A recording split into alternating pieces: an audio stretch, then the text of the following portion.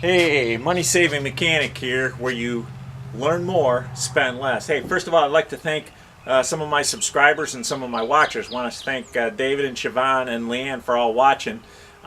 Just wanted to bring you up to date on a little video here we're going to do on how to tell if your brakes are wearing down.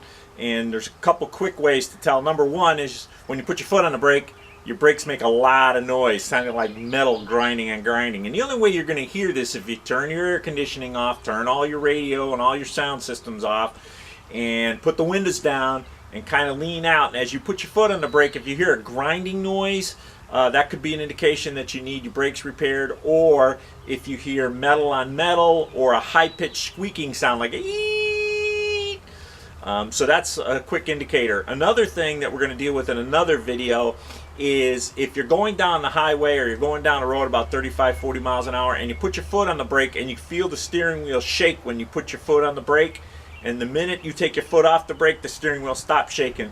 That's another indicator of something happening in there called your brake rotors are warped, or your drums are out of round, and we'll talk about that in another video. But there's a quick way to tell if your brakes are wearing down, and that's to go into the vehicle. We'll show this a little bit further on in the video, where you actually look at the brake master cylinder and see how much fluid is in it. And as your fluid drops down, it's because the wheel cylinder or the disc brake caliper, there's a piston inside that pushes out, and that squeezes the brakes onto the car, onto the rotor, which stops the car. So what happens is it takes more fluid as that piston goes out. It never really goes back in as your pads wear completely. So it takes more fluid. So the fluid level drops. And so you can very easily, without ever having to jack the car up, is to check real quick to see if your brake fluid is all the way up where it should be. Now, if it's not, there's two reasons why. One is your brakes are wearing down. Number two is you have a brake leak. So in either case, you got to go and have them checked. So that's a real quick indicator. We'll deal with that brake shimmying in another video, and the brake warpage and how to save money instead of having to have everything replaced. Now, when you go to these brake places or you go to these fast lube places, they top off all the fluids. It's not a good idea to have them top off the fluids. Obviously, you want to have them check them, but don't top it off, because as that fluid level drops down, they're going to keep pouring more fluid in, and you're never going to know when the brakes are done unless you happen to have them checked or you hear the metal on metal noise, and by that time it's very expensive, big problem, big money. So we're going to talk a little bit about that. We're going to go into details. I actually took our van and checked the brakes on it for another problem I was having with a little bit of a piece of sheet metal anyway that was making some noise. So I took the brakes all apart, and I thought while I had them apart I made a little separate video. So you'll see a little bit of a break here where we go in and actually we'll show you that piston, we'll show you the caliper, we'll show you the rotor, we'll show you how it all works. We'll actually look at the master cylinder and how the fluid level is and how the brake pads are, and I'll show you the little thing they call a chirper. Some mechanics will call it a chirper, but it's a wear pad indicator, and it's put on the brake pads on disc brake cars. So when the pad gets down very, very close to the metal, it'll make a high-pitched squeal sound. So if you're putting your brakes on and you're hearing a squealing noise, or you're hearing like ee as you're driving, that's a very good indication that you're going to need some brake pads. So we'll show you some pictures and show you some videos and everything. But again, wanted to thank David, Siobhan, and Leanna for subscribing and viewing. And again, wanted to say hi to all those folks, and hope you enjoy the videos. Thanks very much. And again, Money Saving Mechanic, where you learn more, spend less. Thanks again. Okay, here's what I'm talking about. As these pads get thinner right here, these pistons, this piston needs to come out more right there, that big piston, and as that comes out more, it takes more fluid. So if you go over here and check your fluid, you'll find that you'll be down a little bit.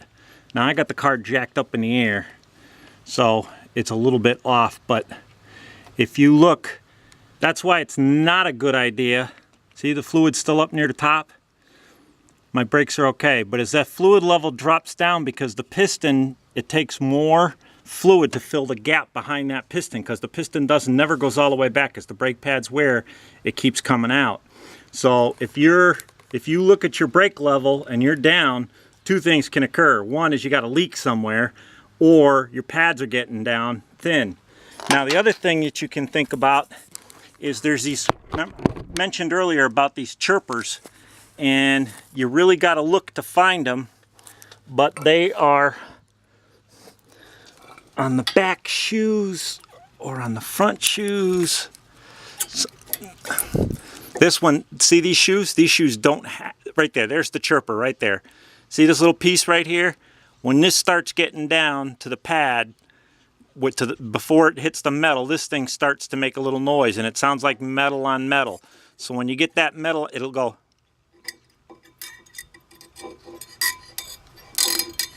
You'll hear a sound. It'll kind of sound. I can't make it do it, but you'll hear the sound. It sounds just like metal, but that's the chirper right there. So they're different on every set of pads. They're different depending on the make and model of car. So if you have a car and you're losing your brake fluid level is low, first thing I check is for leaks, and then the second thing you check for is the brake pads being worn. Now I got about 50% life on these, so that's why it's not a good idea to go to these fast lube places where they top off all your fluids, because they're just going to keep filling your brake fluid up, brake fluid up, brake fluid up, until the point where you're going to be running metal on metal, and then that's going to be the end of it. So again, just wanted to keep you informed. I got the car back down level, and if you notice, see how far down the fluid level was in comparison? It's down a little bit in comparison to the way it was. So that'll give you some kind of idea. You know, when it's hot or when it's cold, it'll have a little effect on it, but that's the big thing. If you see that thing down, now some cars, this one actually has a sensor. When the fluid gets too low, it'll trip a sensor on the dash. That's if you have a major catastrophe, a major brake failure. But again, sometimes you can tell by looking at the side of it right here. If you shine a light at night, you can see the fluid level pretty clear. If it's black and dirty, that's not a good sign either, but we'll cover that in another video, cleaning out the brakes, make them last longer. But again, if the fluid level is down significantly, then it's time definitely to check the brakes. And it could be a leak, or it could be just worn pads.